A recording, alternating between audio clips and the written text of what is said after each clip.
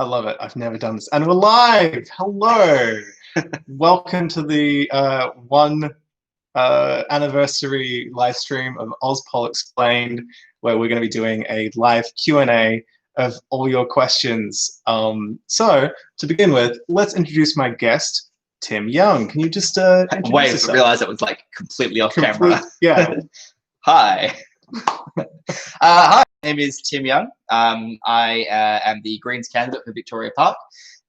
My background, I'm a scientist, I'm an educator, and I'm a community and climate advocate. Excellent. Wrapped up into like a nice little package. Excellent. And for accessibility purposes, could you please give a quick physical description, which I do for all new guests? Absolutely. I am a solid 5 out of 10 looking male. I have a very large beard and lots of piercings in both of my ears, a medium length cropped haircut swept back over my ears, and I'm wearing a blue patterned shirt with a vest. Excellent. And we're finally getting people saying hello in the chat. Can you hear us okay? Hopefully, yes. Hopefully, yes. Otherwise, this is a waste of time. Can people hear us? Please tell us if you can, or tell us if you can't. Yay. Excellent. According to the comments, they can hear us fine, which is good because my Auslan is really rudimentary, unfortunately. Excellent. Sweet. Blocky. Well, internet sucks in Australia, unfortunately, for reasons that I should probably explain in a video. Excellent. Let's begin with an acknowledgement to country. Would you like to? Absolutely. Yeah. So acknowledgement of country is super important to myself and to the Greens, and hopefully to Australians everywhere. We and me personally would like people to make sure that we are acknowledging country, and the reason for that is that it is really important to acknowledge where we are, where we've come from, our shared history, and the generational trauma that has resulted, and that we've all privileged from to some extent, but at the very least acknowledging it. So I have been taught to give an acknowledgement of country in Whadjuk Noongar. Noongar is the language group of Perth, and the Whadjuk Noongar is the specific language group for this region. So we're on Whadjuk Noongar Budja, Budja meaning land here in Perth. And so the acknowledgement that I have been given by local Whadjuk Noongar leaders is Ngalak Karaj, Whadjuk Noongar Mort, Balap Mulyak Nijak, Budjak Nalak Nin. And what that essentially means is that we acknowledge that the land that we're on here, the Budja, is the land that the very first people were on and have been for a very long time, essentially as far as back as any records go, 65,000 years, and that those families have endured through that time to still be on this land today. Excellent, thank you. And people in the chat, please send through some comments, some questions. We would love to answer your questions about how politics works in less than 20 minutes, which is the normal length it takes for me to answer any question. But while we're waiting for general questions, I'd love to ask you a few questions about what it means to be a political candidate, because I haven't covered that in the show before. So for those who don't know, how do you become a candidate for a political party? Yes, that's a really great question. And this is my first time being a candidate, so this is all very new for me as well. It's been a learning experience for everyone involved. It's slightly different to become a candidate if you are a part of a party or if you are running as an independent. So if you're running as an independent for state politics, which is what our election coming up is the state election, you essentially need to have the support of your community. And that comes through a list of signatures of people who are willing to put their name down and say, if you run, I will support you. And what that is that is there to do is to stop people from just throwing their hat in the ring just to see what would happen, and causes a lot of administration angst for the AEC, right? Also the Australian Electoral Commission. Should also steer away from the old 3-letter acronyms because they are many. So once you have your signatures, you can put your name down and then you can start campaigning. If you're in a party, however, you can kind of skip that step. So each of the parties within Australia, the registered parties, have their own process for becoming a candidate. It varies based on the structure and the more as folk ways of the party, I guess you would say. And so what essentially the party is saying is that we will say we're going to support you, and therefore that's the 1,000 or so signatures that you would need. So for the Greens Party, we have a process of pre-selection where everyone is allowed to put their name forwards. You fill out a whole lot of paperwork about yourself, why it is that you think that you're the best candidate for this region, and then that is then voted on unanimously throughout the party of that particular regional group. So again, that will differ between party to party. I don't know how it works within Labor or Liberal or the other smaller parties like One Nation and Palmer and the rest. But I would say it's a fairly similar process. People putting their name forward and other people sort of saying whether or not they will or will not support you in that process. Fair enough. And it's important to note that the reason why you as a candidate don't have to get like 1,000 signatures or whatever is because the party has a certain amount of registered members. Exactly. So a party can become deregistered with the AEC if it just loses members, which happened recently with the United Australia Party, and also before that, Palmer United Party. They both ended up getting deregistered by the AEC simply because everyone quit, probably because of the lack of electoral success. Let's see, we're getting some questions coming in. What happens to legislation that's still in Parliament when the Parliament ends / writs issued? Good question. My immediate thought, I don't actually know. The very first question of the rank. Yeah. I feel like they have to get it through before the Parliament ends, don't they? Yes. My gut feeling is that, and I've only read the Parliamentary Handbook on a very surface level because it's a thick book. At one time, my gut feeling from reading this was that anything that sort of reaches the end, hasn't been tabled, just kind of falls off, and you have to then retable it in the next sitting period. But I'm not 100% sure on that. Yeah, I remember end of last year, they're like, we got to get through these bills about counter-terrorism or something. It was very important. They're like, we've got to do it before the Christmas period ends or something. Exactly. Yeah, so and the thing is that there are so many. Like you would probably the more avid watchers of the channel might know, but to the people who are like myself, follow politics on a different level, you might not realize how many bills are tabled and how many pieces of legislation need to get read out. I was speaking to Senator Jordan Steele John just the other day before he flew back to Canberra, and he was sort of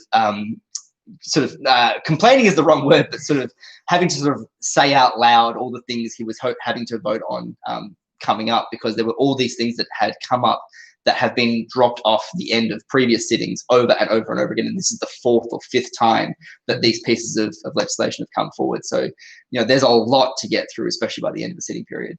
Yes, and there's also a tactic that some politicians may use to just make it frustratingly slow in the hopes that time runs out.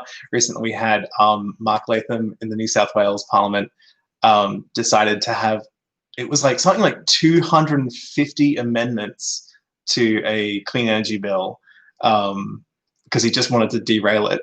And so they had to sit through and just debate each one and basically just present it and be like, no. Because some of them were just changes to minor wording. He found as many ways as possible to just be like, it's an amendment. Yeah. Which is but that's difficult because sometimes that's also it's very easy to sort of chide that tactic, but sometimes wording is super important.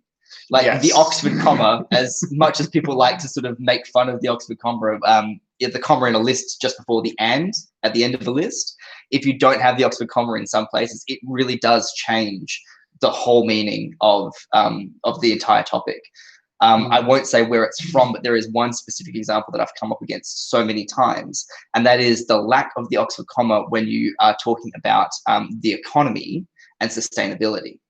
Now, if you don't have the Oxford comma in there, you're saying economic and sustainability being tied together. So you're actually saying economic sustainability. How much can you sustain the economy? Not, are you looking at the economy and sustainability as two separate things? And it's a very, very cheeky way of using slight changes in grammar to really change the tone of a piece of legislation. Fair enough. I suppose it really matters when you're literally writing laws, all the legal stuff. Let's get to some more questions. My wife has written in with a question that I don't know the answer to. Thanks, honey. Was this on purpose? It's a question that has been posed to me before. To either of us, at any election, in your opinion, is it better to volunteer / work for the Electoral Commission or the party you prefer, and why? Good question. There's like criteria that you need for the Electoral Commission. There's a certain level of impartiality that you need to sort of prove, which for a lot of people is difficult. So I suppose it really depends on your personal opinion as to what you want to achieve. I've handed out how to vote cards at elections before, which I find personally is a great way to meet people, and you have lots of great chats with people that span all sorts of political divides, and you have what I felt was really productive conversations with a lot of people, really unproductive with some, but it also is a really handy way to sort of, for me, to sort of impart knowledge, because some people I literally just don't know how to vote. I'm like, well, here's a suggestion for who you might like, and here's a reason why, but also here is the actual practical knowledge of how to fill in your how to vote card, which people at the booths for the AEC will be able to tell you anyway. So it really depends. But if you're volunteering for the Electoral Commission, there's certain conversations that you're just not allowed to have. You have to be really, really careful with those. And so I think if you're the kind of person who really is, and I'd say this without irony, if you're deeply in love with democracy, if you really, really care about our democratic institutions, then absolutely go work for the AEC or volunteer for the AEC, because actually educating people on that process is so, so important. And it's something that just so many people don't understand. They don't understand how the voting systems work. And that's not their fault. It's not taught well. It's not taught at schools well. And it's not taught outside of schools at all. I mean, when was the last time you saw an ad on TV about how to fill in your ballot? So share this channel so everyone can learn how voting works. I have a video on preferential voting, and check out the AEC. The AEC is your friend, as I love to say all the time. It's also important to note that the AEC is for the federal electoral body. You in particular, as a state candidate, if you want to find out information about voting for state candidates, it would be the WAEC. Yes, and other places it would be like QEC for Queensland Electoral Commission, etc. So for state elections in your area, Google your state or territory electoral commission, and that'll give you information specific to your state election, which is a little bit different. Anyway, let's look at some more. Do we have any spooky facts / stories about Australian institutions? How do you define spooky? There's a quote by Harold Holt that goes, which is already spooky. What's the chances of getting eaten by a shark? Because he did spearfishing, and there's a little bit of danger in that. And yeah, he didn't just be like, I'm gonna go for a swim. Like, he loved swimming. He went into like rocky pools all the time. And yeah, he just drowned, everyone. He just drowned. I've read The Prime Minister Was a Spy by Anthony Gray, the book that created the conspiracy theory that he was a Chinese spy. it's an interesting bit of metafiction, but it's bad. Yeah. Oh, okay. Here's a question from Alex Wallace, who was meant to be part of this live stream, but unfortunately is ill, so was watching this from the other room. Hello. How is the upper house voting different in WA compared to federally? Would you like to field that question? No. I deeply wouldn't, because it's actually something that I've had to learn very quickly, very recently. So I'm still actually in that sort of learning process of, what are the differences? Because I think it's very difficult, especially in Australia, where we are inundated with media from non-Australian systems, right? So people think about quite a common thread is that people think that every voting system from the UK to the US to Australia is identical. And even within Australia, it's all identical, and it's not. It's deeply, deeply different. And having to have all of those processes in your head at one point is very, very difficult. So no, I would love to hear your explanation of it. I can never remember which one is the upper house and which one is the lower house. That's the problem. So in Western Australia, the Legislative Council is the upper house and the Legislative Assembly is the lower house. Right. I sure hope I've got that correct. But I am like 80% sure that it is. There are so many terms. Well, okay, to just quickly broadly go over how voting works in general. There's basically there's this thing called malappropriative voting, representation or something like that. Basically, it means that there's an unequal amount of votes for like a certain position versus another. In this instance, I mean the Senate, basically, because all states get 12 senators, but all states don't have the same population. So less people need to vote for a senator to get them in Tasmania, because proportionally it's like a percentage, it's a quota, but ultimately you have to convince less people because in Tasmania, less people live there. And then there is like electorates that are based off proportionate sort of sizes of population. So for federally, for the Senate, you would be voting no matter where you are in a state for a person in the Senate, basically. Whereas in states, for state elections, you'd have to sort of subdivide that into like multi-member places, basically. Being like, there are multiple people that get elected from this sort of region of a state, as opposed to like, we are going to get all of our people from a general quota and proportion out of this entire state and region. That way, it's sort of in a state way, subdivides it into a smaller series of population bodies to get a more even representation of all the different areas. Yeah. I think that's what the lower house is. There are so many terms when it comes to politics. I cannot remember them all off by heart. I think if you really broad level it, so lower house, you have a one member for each equal number of citizens in a geographic region.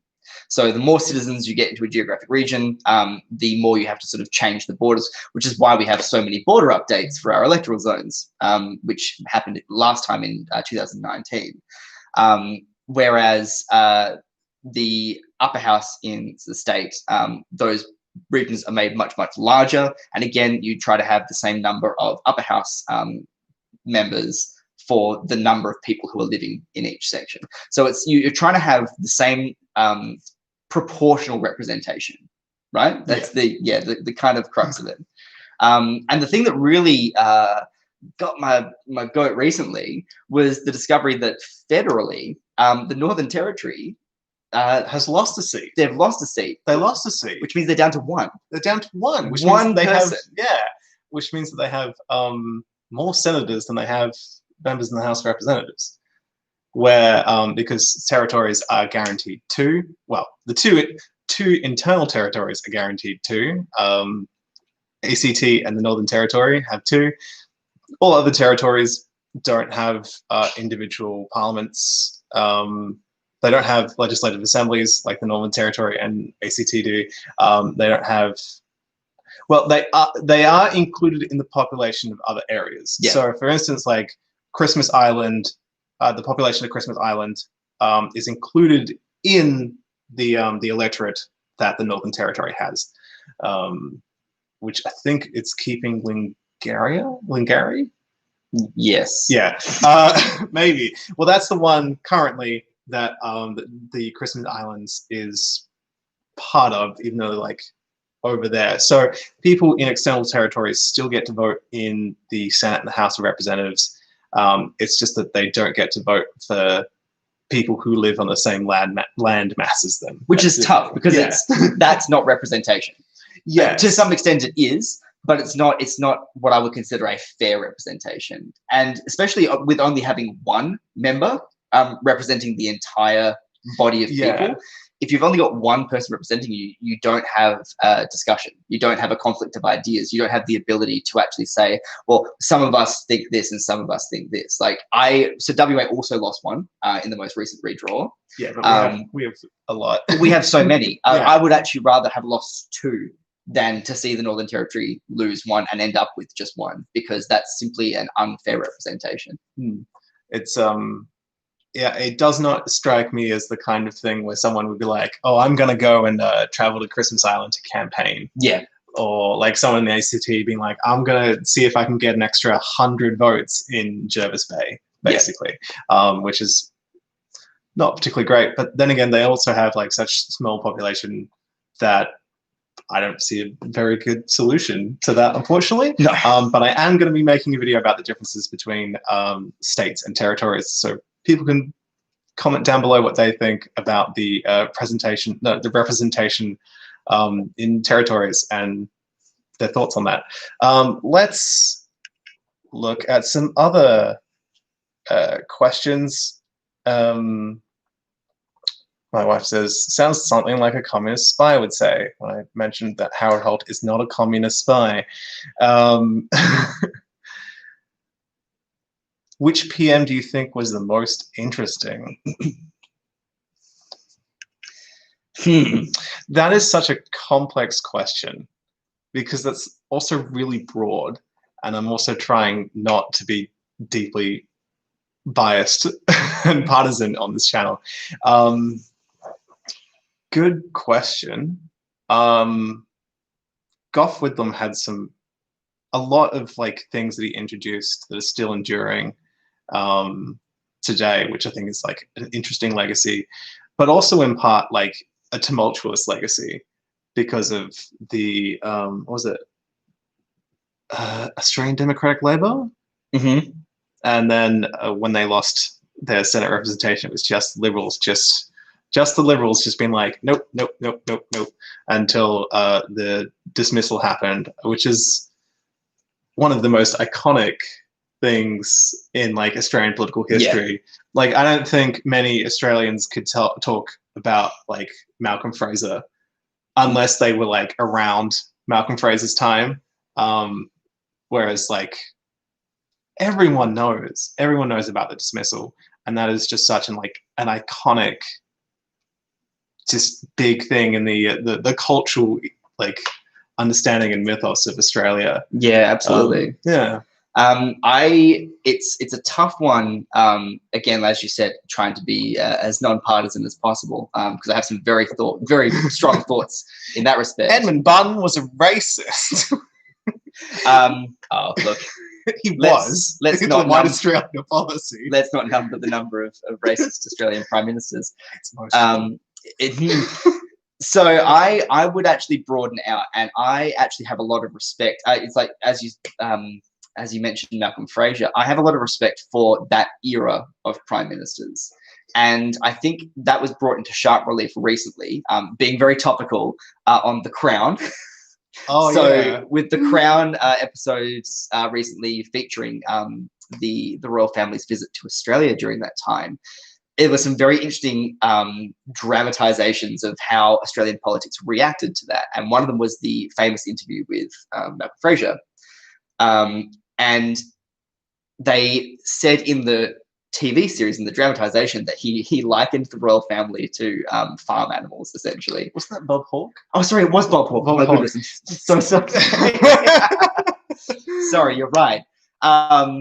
And yeah, but either way, the quote remains. That's not what he said. No. But what did happen, if you watch that Four Corners episode, which I have recently, what he does that I respect a huge amount is that he is absolutely frank, honest, and he answers the questions before him. And that doesn't happen anymore. Oh, yes. I've seen that Four Corners snippet, basically. Like ABC was like, hey, Netflix, let's have here's a little bit of fact checking. And Bob Hawke was asked how he feels about like the royals coming to visit, and he was just like, "Oh, it's fine. It's fine. Like we should be a republic, but like if we became a republic tomorrow, it wouldn't like change the material like life of people." So, absolutely. It's definitely a thing that he thinks like is just inevitable, that will just sort of go there naturally as like it's the trajectory of Australia, but it's not like a pressing issue, and therefore like he will be polite and kind to the royals as you should. Because they're important people, but also because they're people. Yeah, you should just be polite and kind to people in general. But again, it was the way that the reporter, and it wasn't a bad question. It was a good question, but it was we all knew what the question was. The question was, how do you feel about the royals, given that you're a hardcore Republican? And he's like, look, we know that I'm a Republican. No one's surprised about this fact. And I do still think that we should be a republic, but while they're here, we will treat them with respect. And that was that level of frankness and honesty, I think, has been notably absent from politics in the last 10 years or so. Probably a bit longer, but in the last 10 years, I feel it's been really pronounced. Well, I'm only 28, so I can only like consciously think of the last 10 years of politics anyway. Yeah, I would love to do a video later on the failed republic referendum in 1999, which was also accompanied by John Howard trying to change the introduction of the Constitution to include the word mateship, because he thought there was nothing more Australian than the word mateship. So unfortunately, our Constitution doesn't have the word mateship in it, and we are not a republic, thanks to 1999. Two failures. Here's a big question that we're going to tackle in the least partisan way possible. What is the difference between Liberal and Labor? To be fair, to be honest, it is a bit of a Venn diagram, but there's also distinct differences, because I get really frustrated when people are like, oh, the two major parties are just the same. I'm like, potentially on certain issues that are really important to you, in which case your like opinion is completely valid, but in a broader sense, there are a lot of distinct differences. How would you like to answer this question? What's a very distinct way that we could put it? I suppose one way would be to say that Liberals favour privatisation compared to Labor, which does not favour privatisation of assets. So recently, actually, WA Labor, Mark McGowan, has said that he wants to end the privatisation of a hospital, the name of which I cannot remember. But yeah, there's a difference between like this is a public asset. Like Telstra used to be a public asset. Yeah, absolutely. Yeah, and then John Howard privatised it. Telecom, yes, as it used to be called, which you will still see on a lot of the old Access hatches. Yeah. T logo. Yeah, that's a fun fact. So I think it's also it's about big government versus small government, and this is kind of the left-right dichotomy that exists throughout the world. And you know, to a very large extent, it is exemplified by Liberal and Labor in Australia. The Liberal Party, or the right-leaning party, tends to favour small government, so small amounts of oversight, very small government interference in everyday life. Whereas the left side typically favours big government, which is lots of government, lots of oversight. And on the surface level, it's very, like, that's a very, very unfair way of describing it. But what it comes down to is whether or not we think the combination of taxation and, as you say, the government or public owning of assets is something that you value or that you don't value. And then we can get into a lot of really deep and interesting, and there's actually a lot of really interesting psychoanalytical structures in the brain that actually support a lot of this, which I could go into in far too much detail because I am a massive nerd for those kinds of things, but we won't. Okay, yeah. That's a pretty simple way to sum it up, basically. Yeah. Like, if you don't, I mean, if you know what the terms mean, like liberal is more like center right and Labor is more like center left. But then, like, even within those parties, different factions. Like, if you listen to a lot of like commentary on like Labor politics, they'd be like the right faction versus the left faction, as well as like in Liberal, like Malcolm Turnbull was like the left faction, even though like he was still right wing. Like he was just like considered like the left faction because he was like, climate change is important, whereas like the right-wing faction was like, climate change isn't that important, as sort of like a key distinction. And yeah. So so like, not only is it a Venn diagram, but like within political parties there is also then this sort of like miniature political spectrum that we also have to be aware of. It's always small. The closer you look, it's always smaller boxes. Yeah, pretty much. There's one thing that I would love people to understand about politics is that it is complex, really, which is really unfortunate that it, you know, to sit down and to explain it as one does, like I do, and takes like 20 minutes to get into all the fun facts and the detail. And then a politician is like, no, I need to win as many votes as possible. Here's a three-word slogan that we think is, that's gonna like get the most attention. Or like, I need to get a certain soundbite in, so I'm just gonna say jobs 20 times in an interview because that way they cannot cut it out that I'm about jobs. And it's like, you're all about jobs. No, nobody wants no jobs. Literally nobody wants no jobs. Imagine a political party being like, no more jobs. None. We've abolished the concept of work. Yes. Yeah. Because I mean, even if you talk about a UBI, even a UBI doesn't say no jobs. A UBI just says the job is something that you find meaningful in your life. Or the job is like, you get paid based on your, like, the desire of them to want you to do it. Like, even a UBI doesn't say no jobs. Yes. A UBI, for those who don't know, is a universal basic income. Jinx. Yes, like a big criticism of socialist thought is that like, people just don't want to work. They're just gonna like be super lazy, and you know what? But then like you read Marx, and all he talks about is like theories of labor. Yeah. And like how do like workers relate to what they're doing, etc. Yeah. And it's just like, but dear viewer, lucky for you, you don't have to read Marx.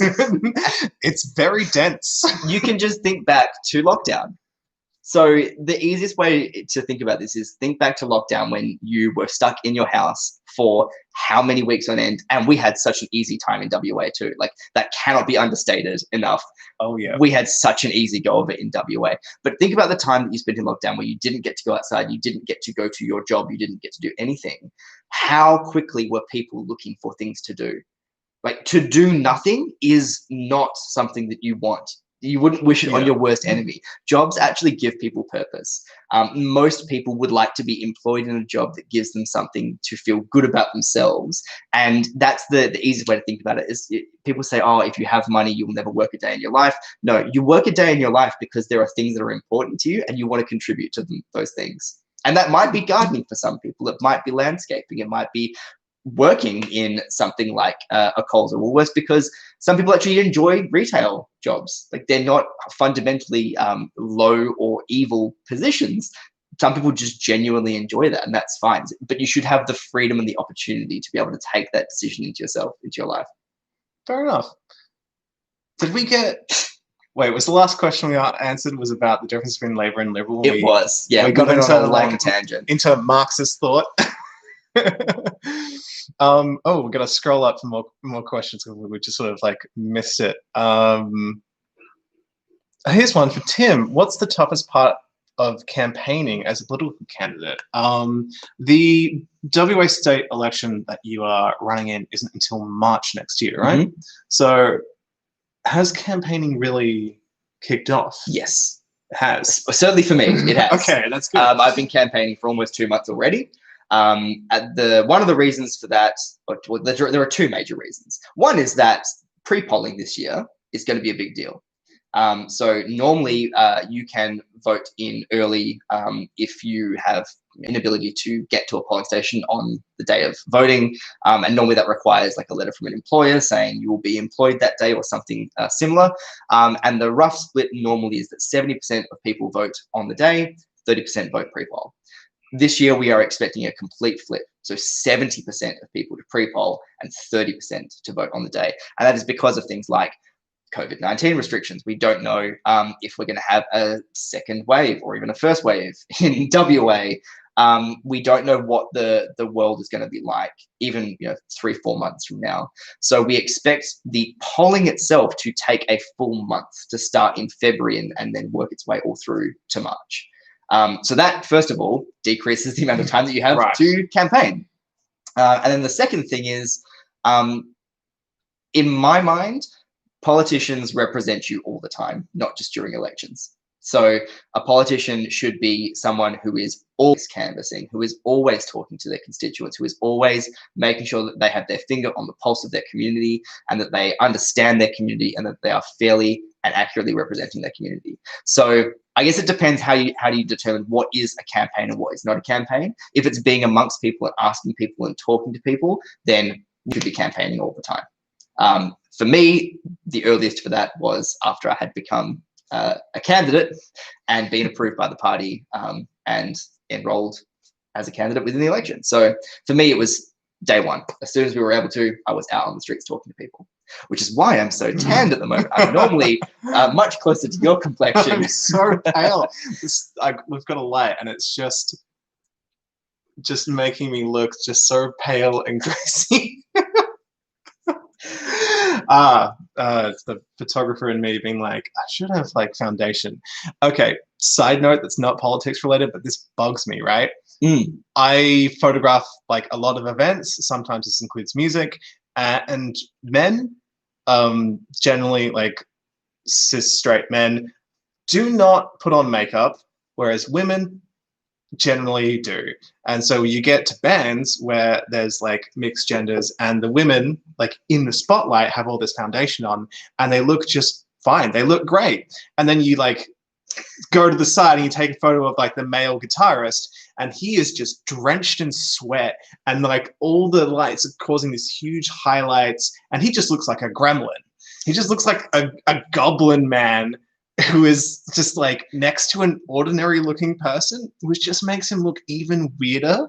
And so my advice to anyone who's like, who goes on stages, like is a musician, just wear makeup. Just little foundation. It. Just a little foundation. Just do it. You will look so much better. Anyway, for those who have come into the stream a little bit like late, let's reintroduce Tim, who was talking about campaigning. You are the Greens candidate for Vic Park? Yes, that's right. Yeah. Yes, in the WA state election. That is why we are asking him questions about campaigning.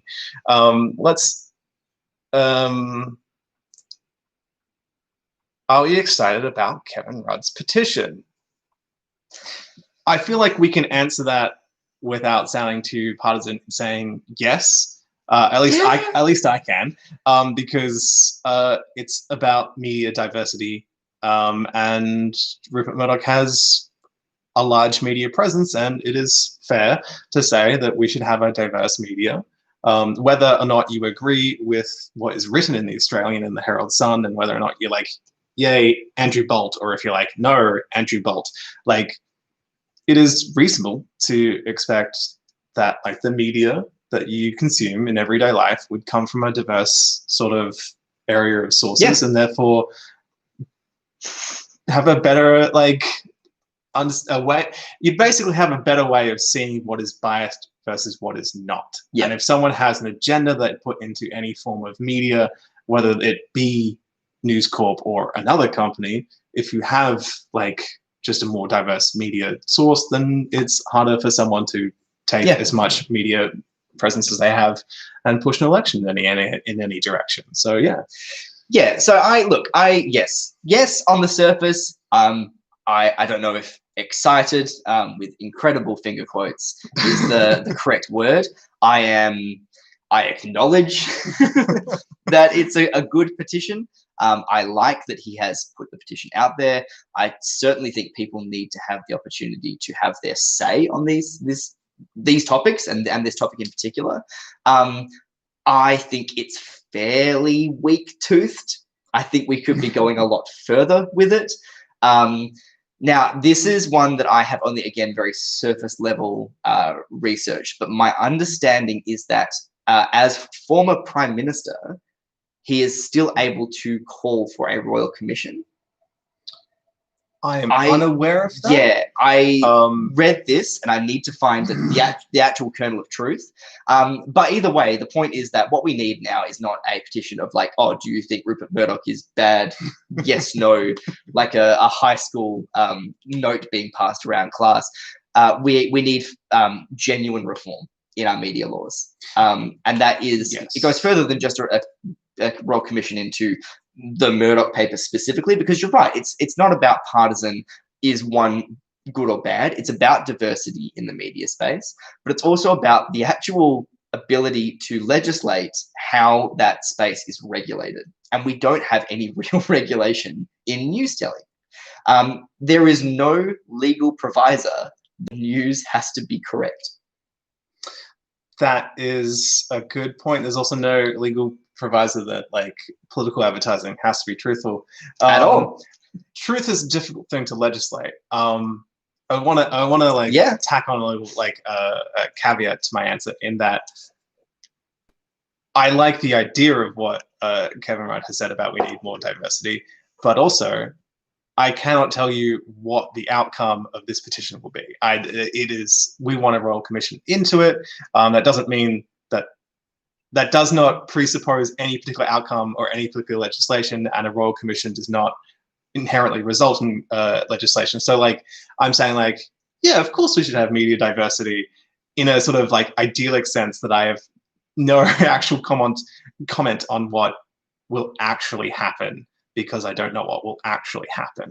We also have the idea is but the other thing is with a petition. So we have no provisor that a tabled petition with any number of signatures has to even be read in Parliament. That is a good point. Yes, there was before this petition was a one on climate change action that was incredibly huge amount of numbers. It was like over it was nearly 400,000, I think it was, and the government read it, and then it was like, cool story, bro. We've done enough. So yeah, that is a good point. Government petitions don't actually necessarily result in things. No. That doesn't mean that they don't. In other countries around the world, though, that there is legislation for this. So, for example, in the UK, if a petition with a certain number of signatures is tabled, it does have to be read out in Parliament, and it does have to be voted on. So there are definitely precedents around the world for having citizen. It's not quite a citizen assembly, but it's that concept of saying that if we have enough drive within the population, that the government actually has to make some kind of attempt on action. Yeah. And we don't have that. I believe there's like a similar law to do with that, where like with the White House in the US, where it gets a certain amount of like signatures, then the White House has to like give a response. Yes. So people naturally were like, let's get 100,000 signatures asking the White House to build a Death Star. Because people. Because people. Let's move on to another question. There's a couple of interesting ones in there. There's a couple ones. It's just like, how do we answer it without being too incredibly partisan and ruin the theme of this channel?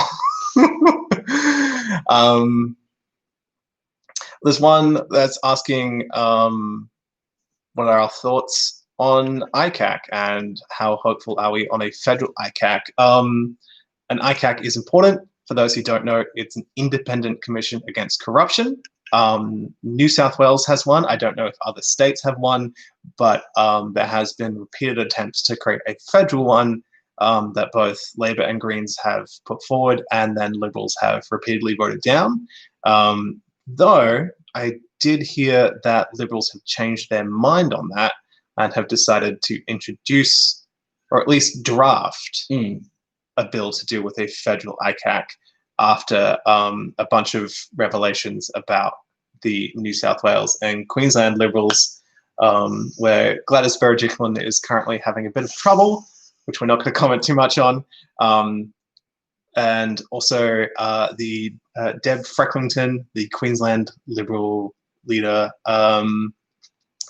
got reported by her own party for potentially, I don't know if they've actually come out to a definitive answer of whether or not she did anything wrong, potentially consorting with property developers, which is not legal. There you are in Queensland under recent legislation by, I think it was 2018, by state Labor. They were like, no donations from property developers. And if you do knowingly take one and then don't return it, the Liberal Party has returned donations once they found out they're from property developers. If you don't return it, it's a big fine and potentially jail time. So Deb Frecklington was told, hey, stop talking to all these property developers. And she's like, well, I'm not taking donations, so it's fine. And it's like, yeah, but it looks bad. And we have a state election. It was coming up at the time. I'm not entirely sure how that resolved, or if that's resolved. I don't know either. But I think so the concept of an ICAC is good. Yes, the concept of an ICAC is good. It's good for everyone, for all parties. Both Liberal, Labor, the Greens, every party should want a lack of corruption in government. I feel like that's a very easy and non-partisan statement to make.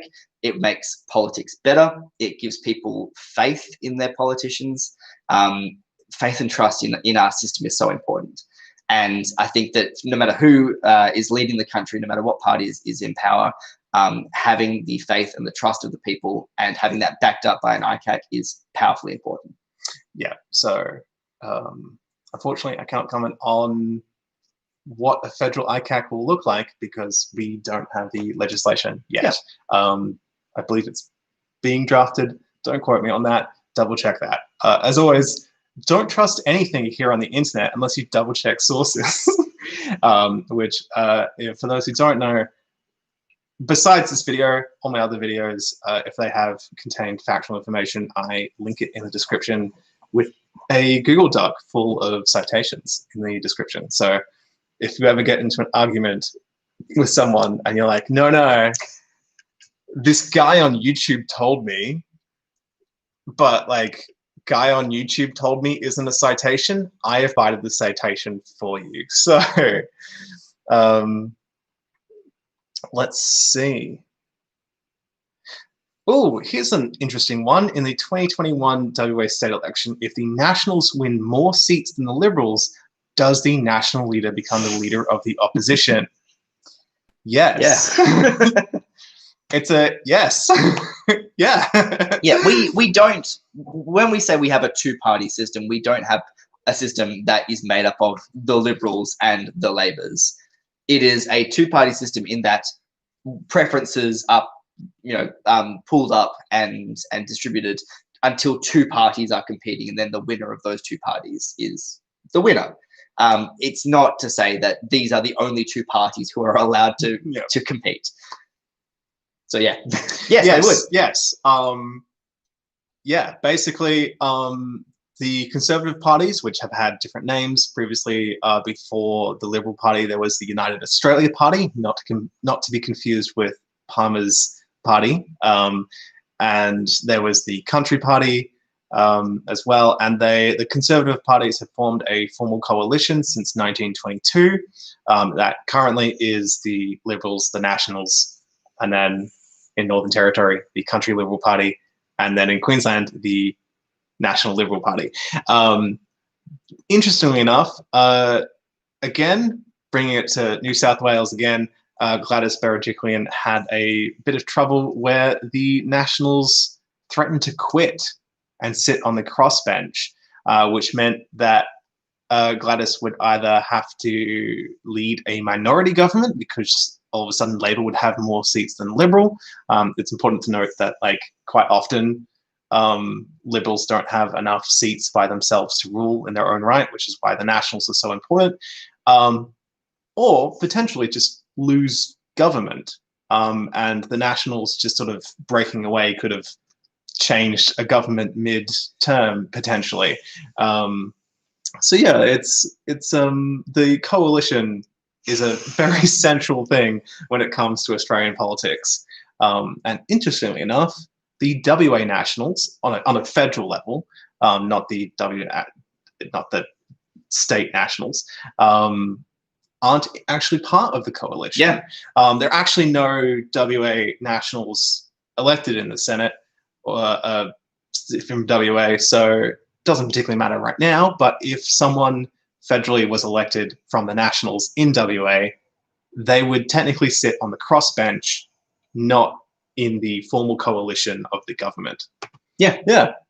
So the coalition is not set in stone, basically. Nothing is. Nothing really. Is, yeah. At the end of the day, it's what works. Yeah, so if the Nationals win more seats than the Liberals, they'd be like, now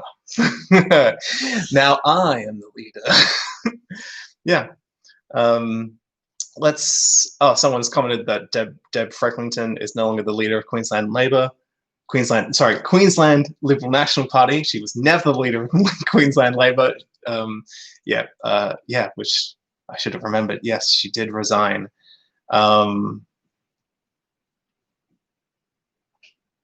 Let's just keep looking at some questions and decide which one. Apologies if I don't answer it. Why isn't pork barreling illegal? Good question. Probably because the people who make the laws are the people who do the pork barreling. But also, how do you police it? That's how do you define point. what is and is not pork barreling? Some projects might be considered by one side to be pork barreling and not the other.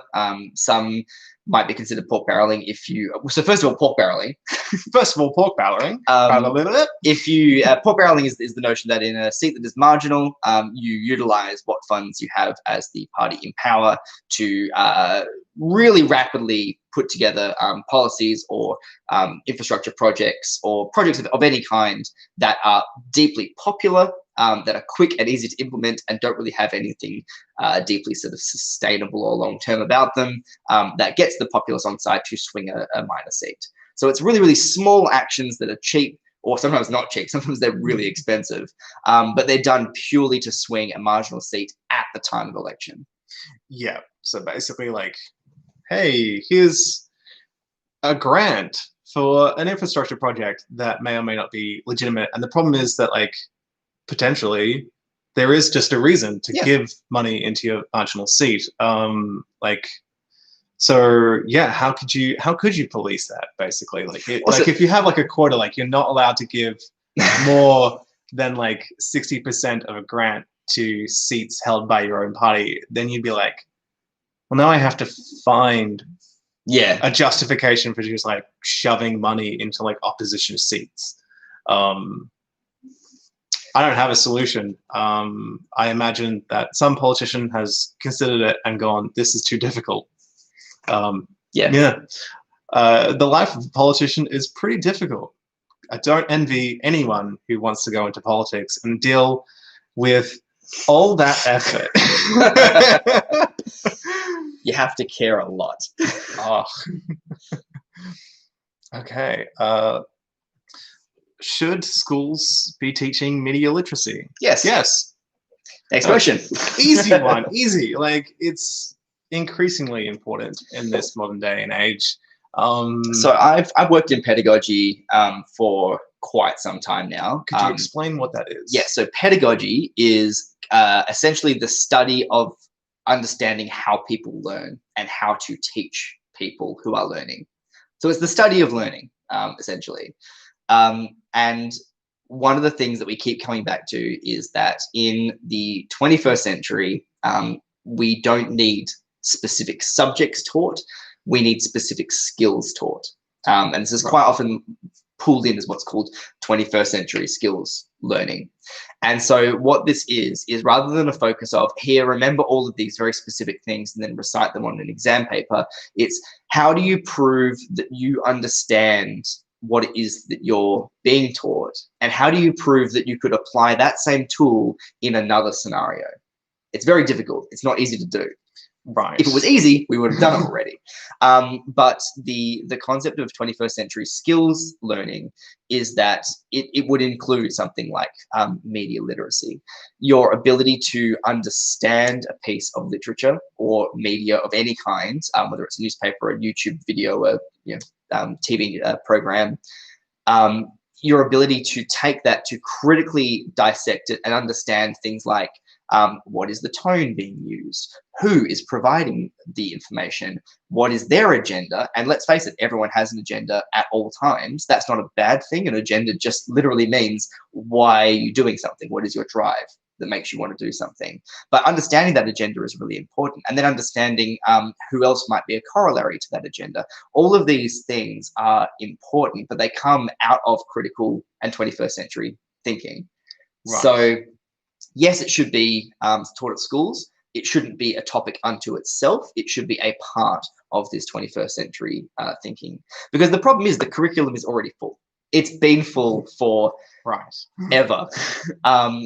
Teachers do not have any more time to teach. Teachers don't have any more money to teach. Time is the big one though, and the physical resources of being in the classroom.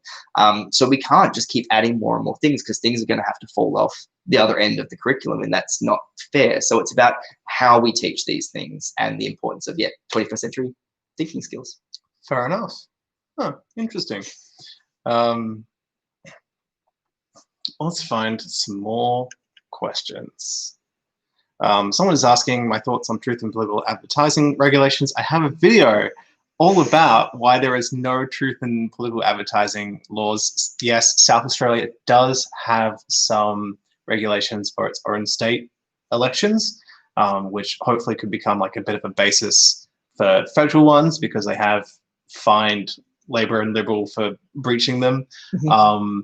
I think it was Queensland in the 80s, maybe, that tried to have some regulations, and it just was too difficult because sometimes like the truth is hard. And the problem, one key problem with having truth with political advertising laws is that like someone said something, right? And it doesn't matter if it was true or not, you don't like it. So you put in an injunction. You were like, I'm going to take you to court over this. And so that person has to stop saying it. And then elections are like real quick. And so by the time it's resolved, the election happened. And you're like, but it was true. And your opponent is like, well, it doesn't matter because I stopped you saying it. And I have more money than you. So it does become a bit of a problem in that you're like, okay, but how do I effectively regulate this without it turning into a way that is weaponizable by people who are particularly litigious? Like, vexatious litigants is an actual term for people who just keep suing people over frivolous nonsense things. Let's see. There's some. Hello, new person who just made it. We are actually wrapping up soon because we have been streaming for an hour. But let's see if there's any last minute questions that we can answer. There have been a couple in here about the monarchy and republics, which I think is because we mentioned it earlier. Yes, and like I'm trying not to put in like personal opinions. Should we leave the British monarchy? Is a good question. It is a good question. I can attempt to answer it without a partisan bent. And I would say, what's the pros and cons? The pros and cons. Obviously, being a part of the monarchy and being a part of the Commonwealth, which are, I believe, are two separate questions. You can still be a part of the Commonwealth without being a part of the monarchy. I believe that would be a. That sounds right, but we would have to double check it. You'd have to ask a deny that republic or a monarchical lawyer. For that one, ask someone else that. But the pros of staying within the system is that it means that we have a very strong tie to another country. It means that we have a lot of systems in place, a lot of legacy systems. That means that we can rely on each other in times of need, and that we have a shared destiny. That sounds really, really weird and kind of I don't know how to describe it, but it means that you're sharing your risk. So your risk is lower because you can rely on somebody else as well. So that's definitely a huge pro. A huge pro in the other direction, I would say, is not the independence, but the opportunity to rewrite the system that you live in.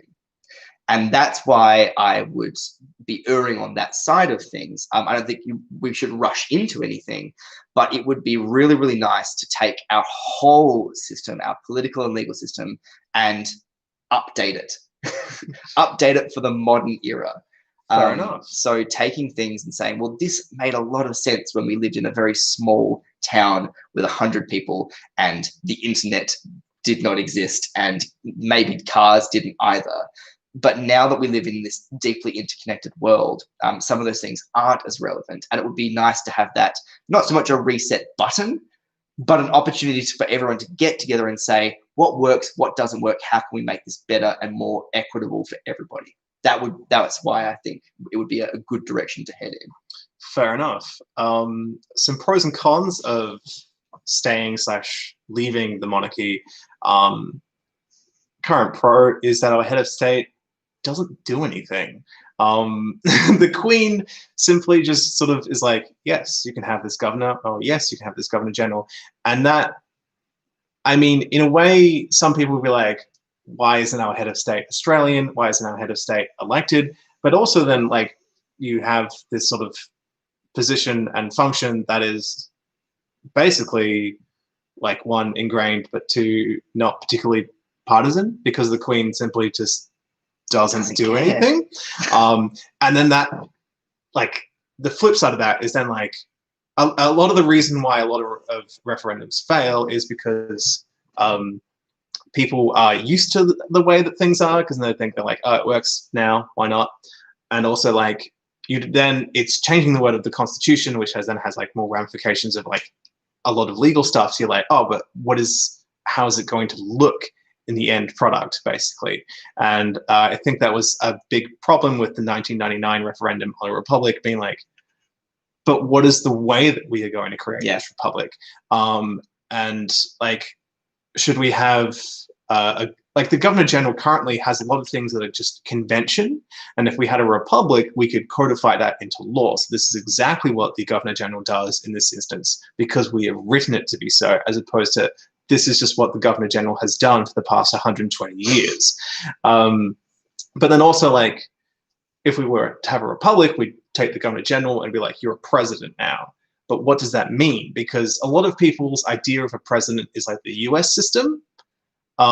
And that is not appealing to a lot of people.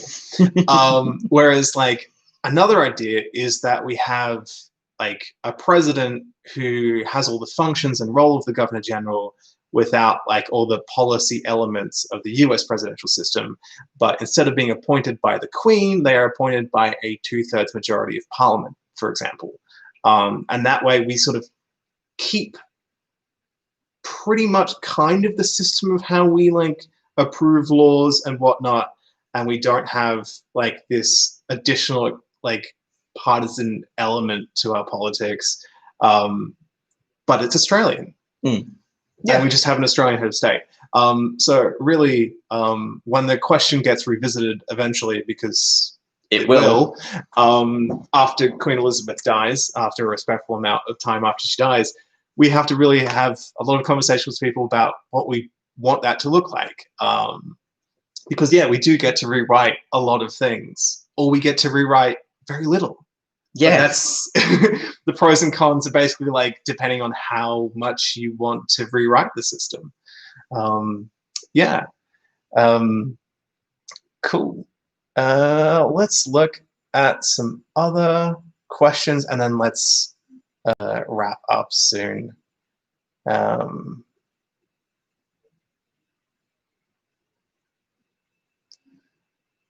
There's some deep questions.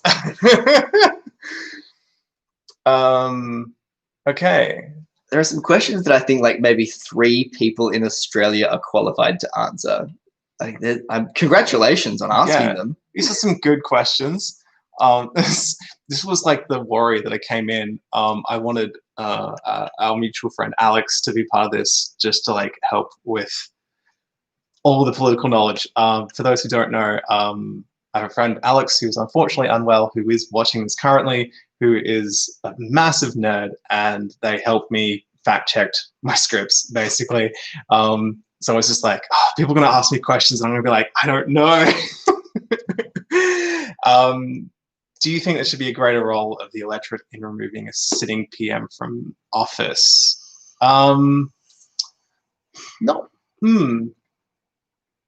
Not really, because then that gives, that's a complex question, because that gives like power over who is in charge of a country based off just one electorate.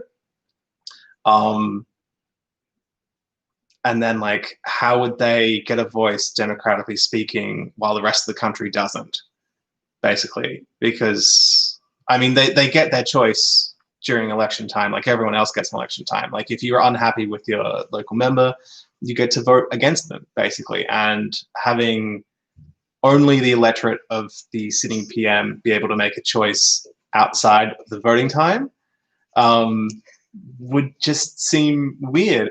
Hello, hi. It's our surprise guest, Alex. How are we doing? We're doing good. This feels very like play school. Hey, it's Alex. Alex. Can't say is wearing a colourful striped shirt and has glasses. Alex has been feeling unwell, so has not joined us for the whole stream, but has decided to drop in and say hello. Hello, Alex. Hello. How are you doing? What would you like to say? What would I like to say? You guys coming pretty well. Thank you. Yeah, thank you. Have we gotten anything horrendously wrong? Please fact check us. There was something a little bit wrong. A little bit wrong? Yeah, a little bit. We love fact checking. So Which one of us? There's a bit of both of you. Excellent. So for the Legislative Council, it's not equal representation, which is why you have the malappropriate. I don't know how to say the word. It's not appropriate. It doesn't work. Basically, how we split our Legislative Council is into 6 areas: 3 that are rural and 3 that are metro. And so the metros have a lot more people in them because there's a lot more people in metro, which means that the votes of the people in the metro regions are worth less.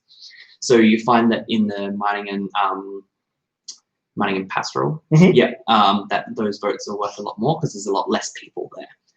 So those people are represented by 6, I believe, MLCs. I think that's right.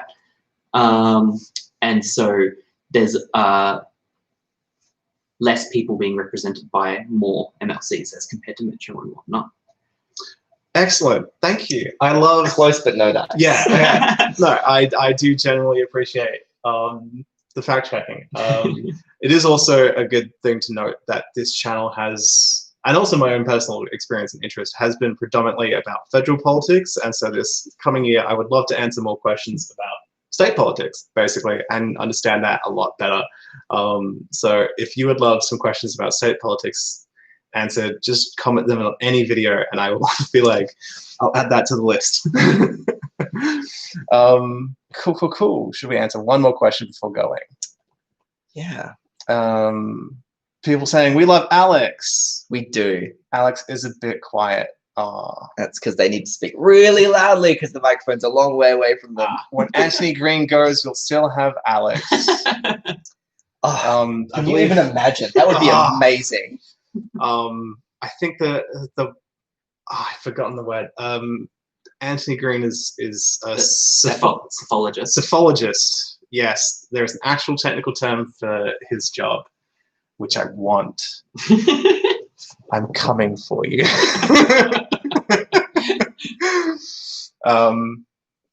Excellent. Cool. What's this about a degree? Oh, that's unfortunate. Someone has written in saying, speaking on education, so much is barred behind a uni degree now. I've been trying to apply for basic retail or reception jobs, and they require a degree. All grad programs require a degree. It's a bit of advice my mother told me once, to always just put your degree on a resume. It does not matter what it is.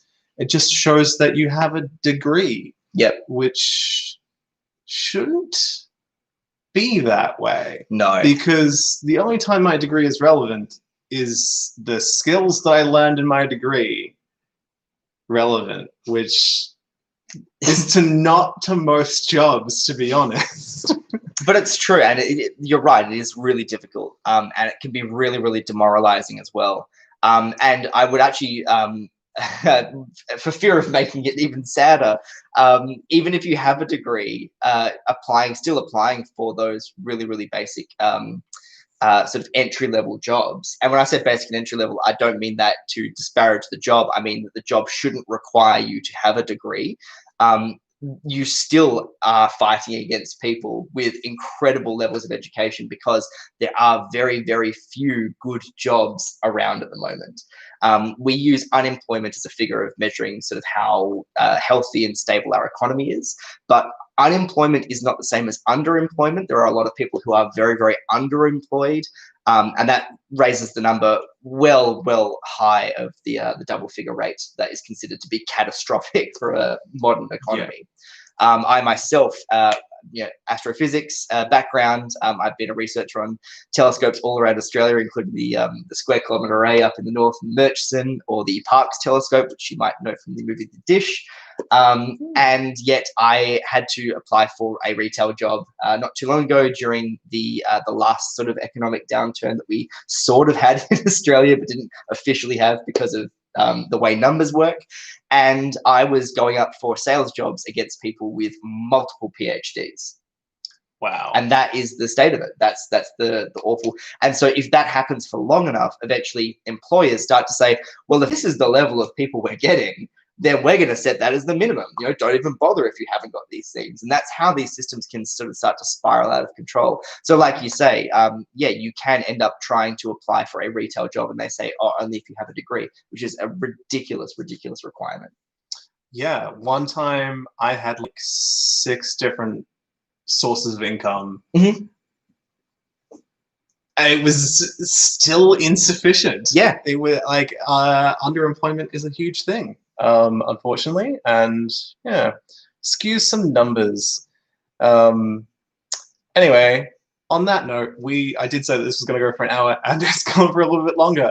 So this was a fantastic chat. Thank you so much for joining. Thank you for having me. It's been fantastic. Yeah. And also thank you to Alex for who. Glad I could come in for the last 10 minutes. Or yes. Thank you for the fact checking. Thank you racing down the stairs saying, but you're wrong. We always have great political chats, Alex and I. Don't get them started on whether or not we should abolish states. Can we not do that until after the election? Yeah, that's a whole can of worms about things. Because fun fact, some countries don't have states, so yeah, if you thought like, political opinions aren't that divided,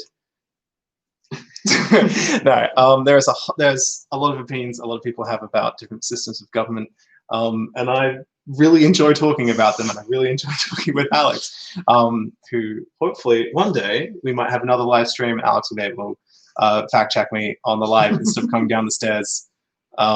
Anyway, thank you so much to everyone who has tuned in. Thank you so much to everyone who's asked questions. Sorry if I couldn't answer them all. Thank you to Tim Young for stopping by and answering some questions as well, and making it look like a little less weird, like me alone just answering questions, being like, yes, yes, royal commissions. I have thoughts. Thank you so much, and I will hopefully get a few videos out before the end of the year. Happy holidays to everyone out there, and thank you so much for being curious. And then we just had the awkward bit where I'm like, and then I moved to where's the end stream bit, like an old man. Is it still? Where's the stop?